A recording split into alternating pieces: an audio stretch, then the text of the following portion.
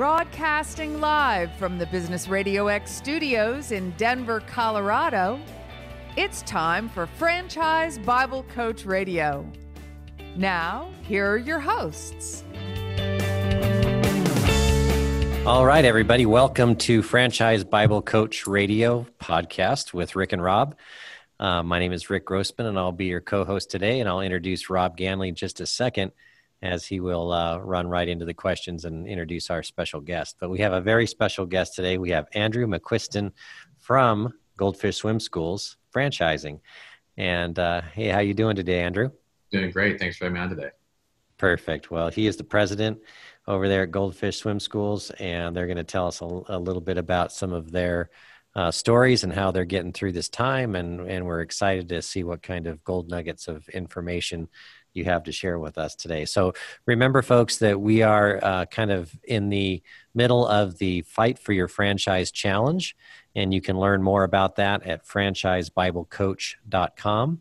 And it's just a way for us to work together as a franchise community to get through this time and to weather the storm of this pandemic, and not only think about surviving this time, but thriving as business owners and entrepreneurs around the world. So that's what we're doing at this stage, and we're asking franchisors and franchise owners and vendors and suppliers to kind of pitch in ideas and ways that innovation is helping us overcome this time. So very excited to hear what Andrew's going to share with us today. So I'll turn it over to Rob and introduce Rob Ganley, my co-host, and we'll get it kicked off. Hey, Rob.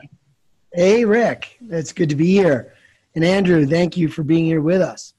And I want to go ahead and get started. It's an interesting time for all of us, and very interested in learn more about Goldfish Swim Schools. Welcome, Andrew. It's good to have you. Thank you.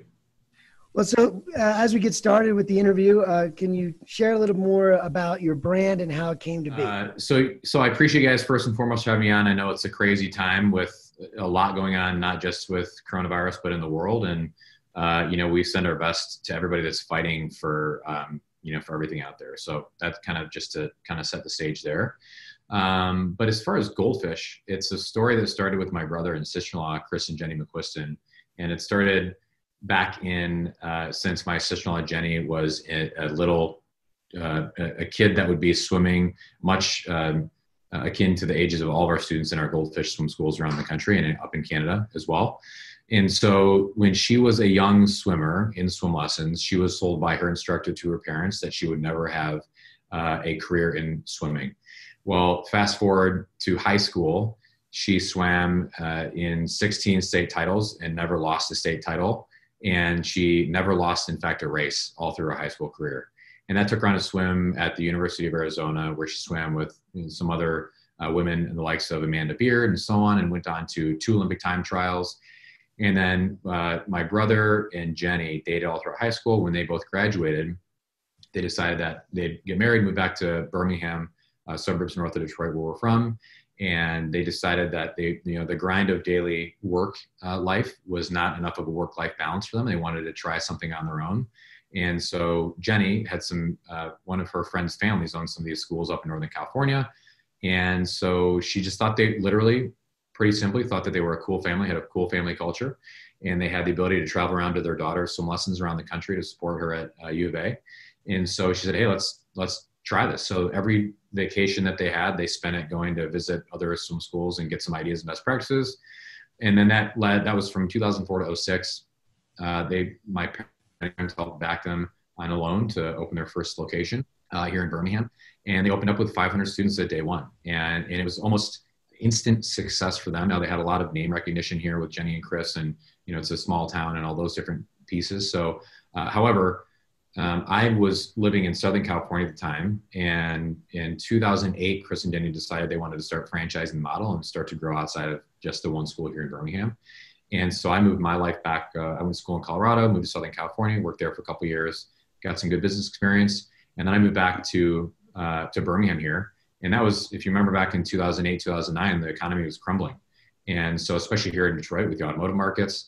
And the thing that was the biggest affirmation for us in what we do is that every single month our enrollment continued to keep growing. And that happened for years. And that was one thing that for us, that was very exciting to just kind of prove that out, that no matter what was happening in the economy, things, could, if done the right way and, treat members the right way, could continue to flourish. And so we saw that happen. And then we opened our first location in 2000, our first franchise in 2009 in Farmington Hills. And then we skipped a year and then opened our third location in 2011. And it was a very slow go from there. And it was literally me and Chris and Jenny. Meanwhile, Chris and Jenny are having children at this point. So Jenny was kind of, working at night. And when their first baby, Charlie, was sleeping, it was Chris and I working out of their basement, working out of the front small office in their first swim school. And the pretty typical entrepreneurial story. One funny side note is I somehow came to know the founder of Wahoo's Fish Tacos out on the West Coast. And they've got, at the time back in 2008, I think they had like 40 or 50 or 60 locations. And so I somehow got him on the phone and said, "Hey, we just want some advice. What kind of golden nugget can you give me? One thing to do, just tell me one thing." He's like, "Stop franchising because the economy is terrible and we stopped franchising here." It's like, wow, that's not good news. But the interesting thing, and why I say it is everybody's got an opinion and perspective, and that was theirs. And we just kept charging forward. And, we're grinders and we knew we had a great business.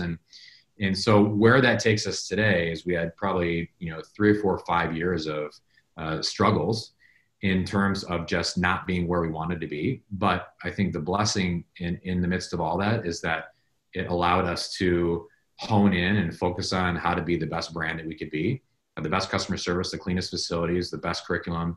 And, we really believe that in the market we have that. And we have, one of the larger brand presences now.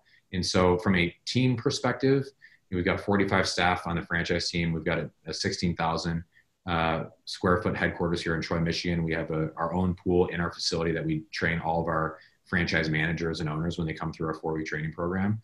And so we have all the tools and resources today to allow us to continue to scale. And so we went from that one franchise location in 2009 to now 103 schools around the country and 15 under development. And so obviously with coronavirus and the COVID-19 pandemic that's happening, we're in a bit of a different situation we've got 12 operating locations. It's almost, we look at it as we're restarting the business and we're restarting all these different schools, and we're learning how to remarket. We're learning how to market. We're learning how to communicate. We're learning how to do things differently. We're doing things out of compassion because, we just know that everybody is affected by this thing. So we can't sell some lessons the same way that we used to. We have to approach it differently. And so there's a lot that we're having to modify and kind of adjust as we go forward. It sounds like you're being pretty agile as an organization, and your owners are coming right along with that. It's great. The theme right now that we're focusing on as we kind of come to the tail end of our initiative here is focusing in on where do we go from here? What the first part of it was kind of getting ready. The second phase that we went through was some tools and techniques for really getting good strategies in place. And the last few weeks of this program is kind of getting momentum so that we can move through this time and move forward, and what the new normal is going to look like and how to operate and how to market in the new normal. And so when you think about that, Andrew, what do you guys have on your strategy board for how to reshape things or innovate to kind of work within the new normal after this COVID-19 experience? Yeah, so it's interesting. I just got off the phone with all of our owners. So every Tuesday we have an all-owner phone call, and we have that every single week. And then every Thursday at 2:00 we have an all-owner and all-general manager phone call. And it's the platforms that we use to communicate with owners, and so that we're having great two-way communication going back and forth.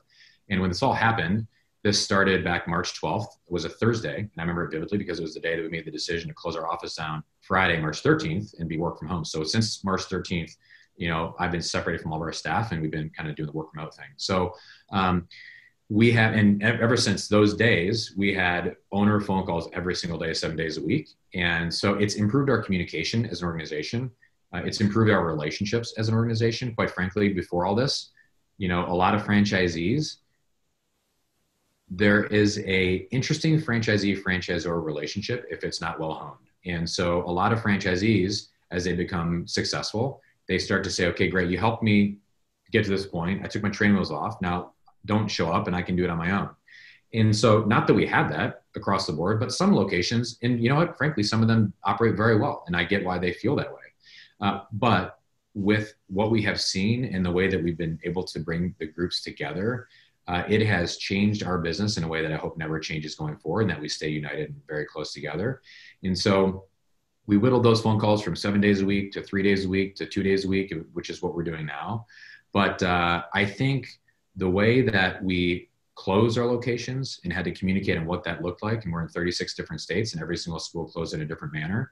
And then walking through what does it look like to get, PPP loans and EIDL loans, and then sourcing PPE, and, operating from different standards, and what does it look like?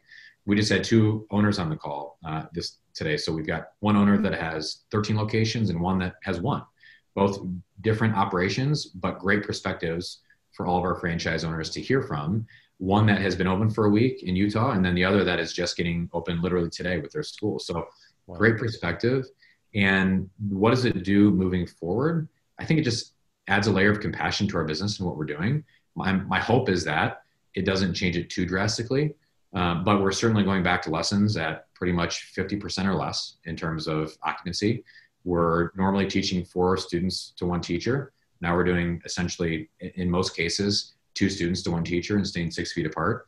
So I hope that the changes are just short term, and that once things change as we continue to go forward and can increase member confidence, that we can get back to, at whatever time it makes sense and whatever time is right, back to what we used to do best, which is get kids, safer in and around the water.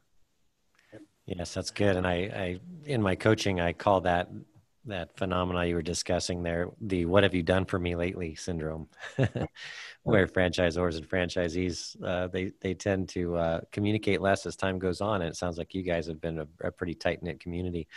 But this time has really galvanized a lot of relationships, because when you're under fire and you're under pressure, it really does create bonds that are stronger. So I've seen that across a lot of brands where the franchisors and franchisees have communicated more, spent more time together, focused more on helping each other out, and really bonding tightly. So that's great. And your customers, another thing we've gleaned from this experience is that a big focus, and we'll talk about this when we get into our marketing and leadership and at the tail end of our program here, is that the customers have to feel safe and they have to trust you. Right. And it sounds like you're already building that framework around the new normal, which is going to be important for your clients as you get reopened. So wonderful. What do you think about that, Rob? I think it's franchising, right? The idea that, and this kind of leads to the question that I was thinking of, and that is that, when you think of franchising, the concept is that you're in business for yourself, but not by yourself. And in this kind of a time, I can't think of a better situation for a small business owner to be in, being part of a group, right? Yep. So from your side, do you have a story? Do you have an example? Do you have something that really exemplifies that franchise idea of being in business for yourself, but not by yourself?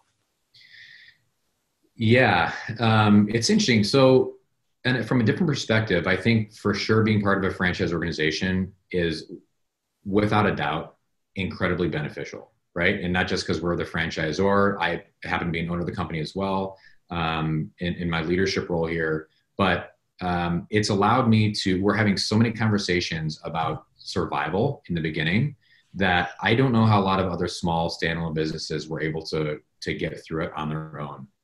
And I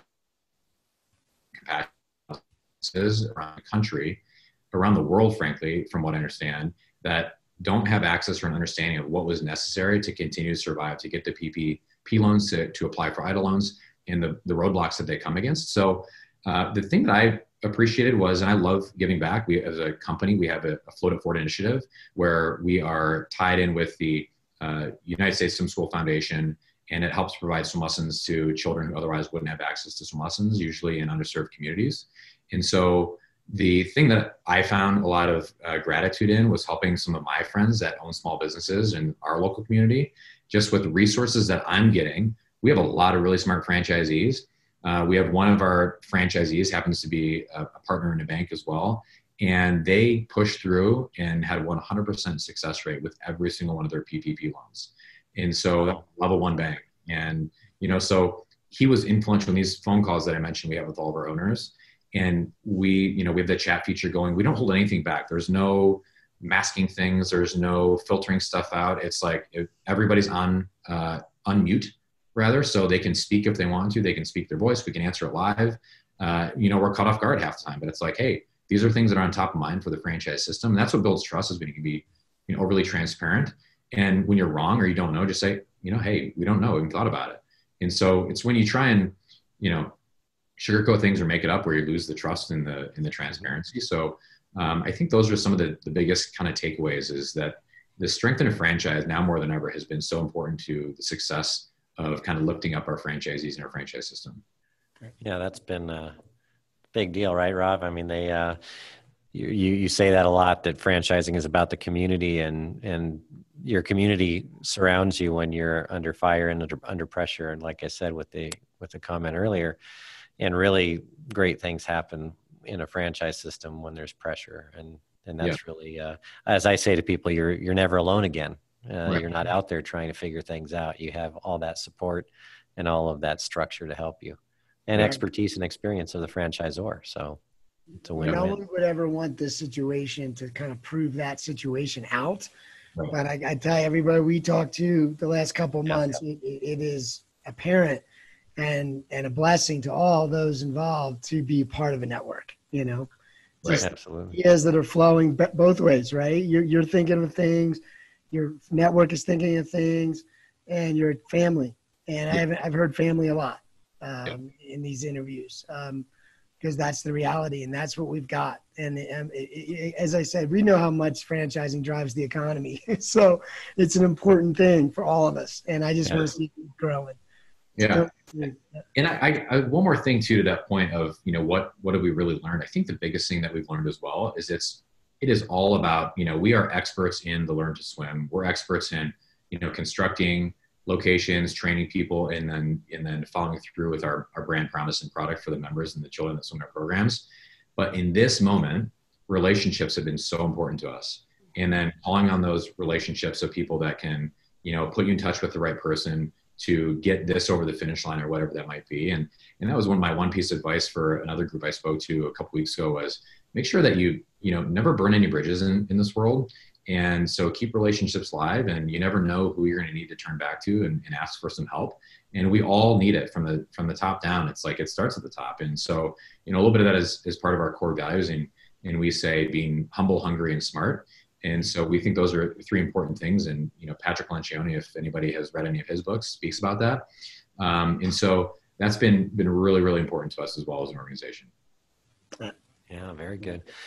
Well, when you look at, you said you had how many locations are open for business now today? 12 today. And we're hoping by the end of the week to have 39 locations open. Okay, awesome. So as you're starting to incorporate customers back into your locations, do you have a favorite customer story because we talked about trust and we talked about safety and all that good stuff. Do you have any stories you could share with the listeners about that? Yeah, nothing in specific from a member point of view. And we call our folks that come through the front door that take lessons at our schools are our members. So from that perspective, we get stories all the time. And as you can imagine, and as we're all aware with social media, it's so easy just to either post on Instagram or Facebook or Twitter or whatever that might be. But we get stories all the time, especially starting in the Midwest and being in the kind of northeast hemisphere of the United States. There's a lot of lakes. There's a lot of opportunities to be in and around water. And we get now more than ever in the summertime is we get a lot of notes and kind of testimonials from members where their children are finding themselves in a body of water, and maybe mom or dad has turned their head and they're able to swim back to whatever it is the side of the pool, or it's the ladder in the lake or whatever, and otherwise save themselves. And so we get some of those are the stories that we love to hear. And we're really proud of the work we've done. We know that we still have a lot more to do, and our industry as a whole has a lot of work to do. The statistics for child drownings are staggering. And it's something we work really, really hard to combat because it's scary. And, I've got 2 kids. I have a 6 and a 3-year-old. My 3-year-old turns 3 on, he's not 2, he's 2.5, turns 3 in 2 days. So we've got a birthday coming up here. So it's near and dear to our hearts. My brother and his wife have 4 children themselves. So, we're a business where this is something that we're very close to, and it's important to us. Yeah, that's important. And I'm a dad of 4 kids, and they're all grown up now. But I'll tell you what, was a terrifying thing for us as parents whenever we were around water or pools, or we had a neighbor across the street who had a toddler pass away and drown in a community pool with a lifeguard standing by, unfortunately, and at a local country club. And it can happen fast. So what you're giving your members is life-saving, important stuff. And that's a good cause to be a part of. So very good. Yeah. Thank you. Yeah. I'm a parent as well. So, and my kids are in high school before we went through that process. Yeah. You're going to learn to swim. We're going to make sure you learn at least the basics, right? Yeah. That's the last thing you want to know about is those stories. So that is right. That is an amazing purpose behind the business model. And with that said, as you've led through this the last couple months, as we wrap up the show, I just wanted to ask you, is there a takeaway? Is there one thing that you just feel like is a theme that kept repeating, something as a leader, as a president, that you would want to share with other leaders or really just the general audience about how to navigate through such a time? Yeah, I'd say this has been the hardest time of our lives as business owners. We've spent the last 13 years of our lives being, growing month over month and being successful.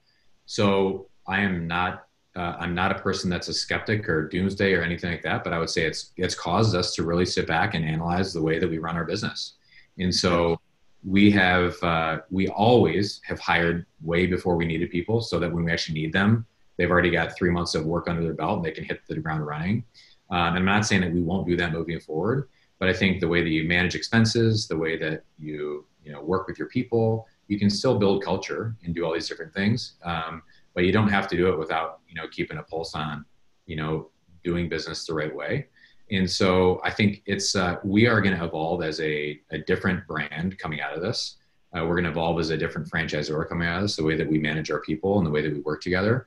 And so, but I'll say the one thing it won't do is that it won't change our culture and our core values. And so, the 5 core values that we have as a brand is one of those things that, we just won't waver from. And our number one most important core value is integrity, compassion, and trust. And so those are the things that, we rate all of our people based on our core values. And so, you get a plus, minus, and that's kind of our indicator through, evaluation time. And that one, integrity, compassion, and trust, is one that we do not waver on. And so we won't waver on that either as leaders of the business and owners of the company. And so the way that we make decisions, we treat our members, we treat our students and our lessons, the way that we deal with our interactions with our franchisees, our managers, and our employees, those things won't change. And so we're excited to, come out of this thing stronger and better and different. And you have to be willing to be nimble and change. And if you're not willing to change, then I think it's going to be a tough go for a lot of businesses out there, because, as this thing evolves, who we are as people in a community, it's going to require some change. Good advice. Real good gold nuggets, we call them, gold nuggets of advice out there. And a lot of people are scratching their heads. They're trying to wonder or trying to figure out how to get through this time. And the experience that you have gone through is going to be very valuable. So thank you, Andrew, for sharing with our listeners. And of course, our listeners are franchisors and franchise owners and people thinking about becoming franchisors and franchise owners, and as well as other entrepreneurs and business people around the world. So we thank you for your time and your insights. Great. Thank you, guys. I appreciate it. And so, folks, that's going to do it for us for Franchise Bible Coach Radio with Rick and Rob for this week. And we have more exciting things coming up in the near future. But if you haven't joined the Fight for Your Franchise Challenge yet, go to franchisebiblecoach.com and click on the tab that says Join the Fight and get involved. It's a free initiative. It's just our way of giving back to the industry that we love. And so you have free coaching sessions every week. You have an article that's focused on different subjects. And then we also have our podcast and special guests like we have today with Andrew. And of course, join our community group on our franchise Facebook page. And then we can share ideas and you can ask questions and all that good stuff. So we'd like to thank Andrew McCuiston again from Goldfish Swim Schools, franchising. And if you want to learn more, Andrew, what's a good website for them to check out? So we got two. If you're a member and you want to enroll your kids, depending who's listening on the line, it's goldfishswimschool.com. And if you're interested in the franchise company, it's goldfishfranchise.com. Perfect. And we'll add your logo to the Wall of Fame on franchisebiblecoach.com, and people can go there and click right on that logo and get to your franchise page as well. Thank you, Andrew, and thank you to my co-host, Rob Ganley. We're going to go ahead and sign off for today, folks. We'd like to thank our sponsors. Rob, you want to shout out for our sponsors one more time? Absolutely. Thank you to SEO Samba. They're the inventors of the franchise marketing operating system. You can learn more about that at SEOsamba.com. Thank you very much. Wonderful. And franchisebiblecoach.com is where you can learn more, folks. So we're going to go ahead and wrap it up. We're going to sign off and thank you guys for all that you do out there as entrepreneurs. And remember, like I always say, continue to fight the good fight.